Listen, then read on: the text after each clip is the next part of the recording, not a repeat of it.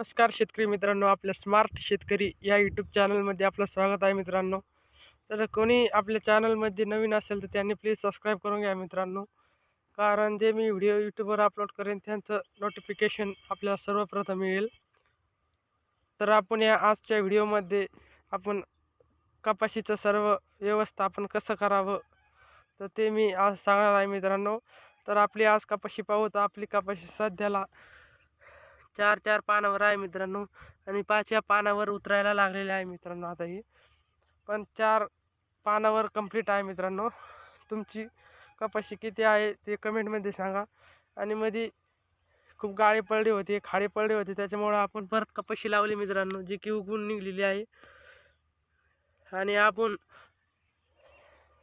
हे अंतर पाहिलं तर 4 फूट सरी पाळलेली आहे मित्रांनो. सरी पाळलेली आहे. काही लोक आपण फुल्या पाडता, आपण सरी पाळलेली आहे मित्रांनो. आणि आज बघणार आहोत कपाशीचं व्यवस्थापन कसं करावं मित्रांनो. तर मित्रांनो, सर्वप्रथम आपण काय करतो की खत टाकतो मित्रांनो. तर एवढ्या लवकर खत टाकू नका मित्रांनो, कारण हा कपाशी आहे आणि ह्या कपाशीमध्ये जास्त जीव नाही मित्रांनो. जास्त जीव येऊन द्या मग खतं टाका मित्रांनो. काही लोक काय करतात की लवकरच खत टाकीता. अशी कपाशी असल्यावर कमीत कमी ईदभर तरी होऊन द्या मित्रांनो कपाशीला, कारण त्याच्यात जीव येतो मग ते खत लागू होतं मित्रांनो. जास्त मुळ्या पांगत्यात त्याला मित्रांनो. आणि दुसरा मुद्दा मित्रांनो, जर तुम्ही म्हणता की कपाशी तुम्ही कोणती लावलेली आहे मित्रांनो, तर आम्ही एक बैलजोडी आणि धनवेद लावलेला आहे मित्रांनो. हे 2 अडीच एकरात आपण 3-3.5 पिशा लावलेल्या आहे मित्रांनो. 3.5 पिशा लावलेल्या आहेत.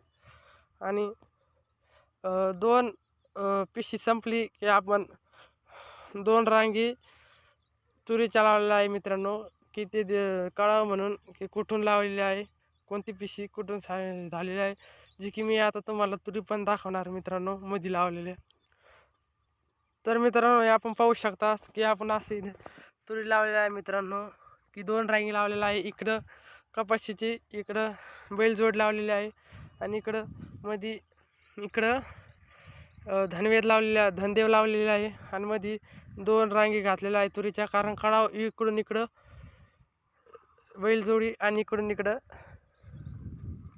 धनदेव आहे मित्रांनो. आणि दुसरा मुद्दा म्हणजे खत कसं टाकावं मित्रांनो, की आपल्या शेजाऱ्याने 2 गोण्या टाकल्या की आपण 3 गोण्या टाकतो किंवा 2.5 गोण्या टाकतो. तर तसं काही करायचं नाही मित्रांनो. जे की कृषी सेवा केंद्र आहे त्याच्यामधून आपल्याला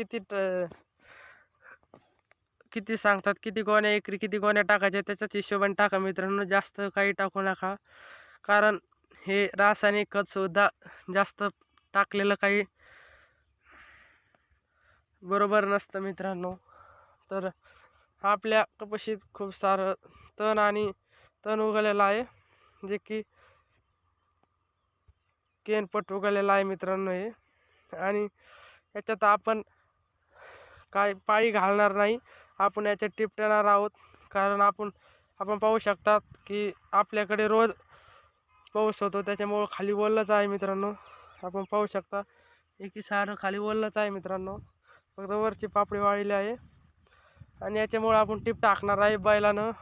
आणि आपण ट्रॅक्टरने टिपटा हाकणार नाही मित्रांनो, कारण ट्रॅक्टरने हाकल्यावर काय होईल, ट्रॅक्टर चलन पण माती जास्त पडेल मित्रांनो. की बैलाने हाकल्यावर लगेच उचलून घेता येईल मित्रांनो, आऊत उचलून घेता येईल. तर आपण पाळी याच्यासाठी घालणार नाही. पहिलं मुद्द्याचं मोठं कारण म्हणजे इथे ऊस मोडून आपण सरकी लावलेला आहे. त्याच्यामुळं काय आहे की खोडक्या आहे मित्रांनो, जे की पासाला गुंतन. आणि इथं ऊसाच्या मुळ्या आहे मित्रांनो खाली, त्याच्यामुळं खूप सारं पासाला उतरण खोडक्यामुळे पासाला गुंतन खोडक्या. आणि टिपटिल्यामुळं बरोबर निघून जाईन मित्रांनो. वसनसुद्धा खूप लागन पासाला, त्याच्यामुळे आपण टिपटं फिरणार आहोत. हे होतं मित्रांनो. आणि सर्व मुद्द्याचं म्हणजे खत खत चांगलं आहे टाका मित्रांनो. पहा मित्रांनो, आपल्या कपाशीच्या पानावर कसं झालेलं आहे मित्रांनो.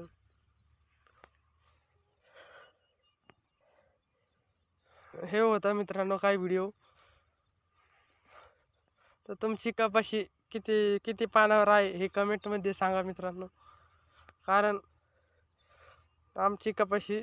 माझी कपाशी खूप लेट झाली आहे लावायला. तर सध्याला आमच्याकडे पाऊस खूप चांगला आहे, रोज पाऊस होतो रात्री. काल रात्री सुद्धा झाला होता आणि आज सुद्धा खूप ऊन आहे. आज सुद्धा होईल, गरमट वातावरण आहे. तर धन्यवाद मित्रांनो व्हिडिओ पाहण्यासाठी. एवढंच होतं आणि ऊन सुद्धा खूप पडलेलं आहे मित्रांनो, आपण पाहू शकतात. आणि धन्यवाद सर्व व्हिडिओ पाहण्यासाठी. आणि आपल्या चॅनलला सबस्क्राईब करा आणि व्हिडिओला आवडला तर लाईक करा, नाही आवडला तर मग डिसलाईक करा मित्रांनो. सरळ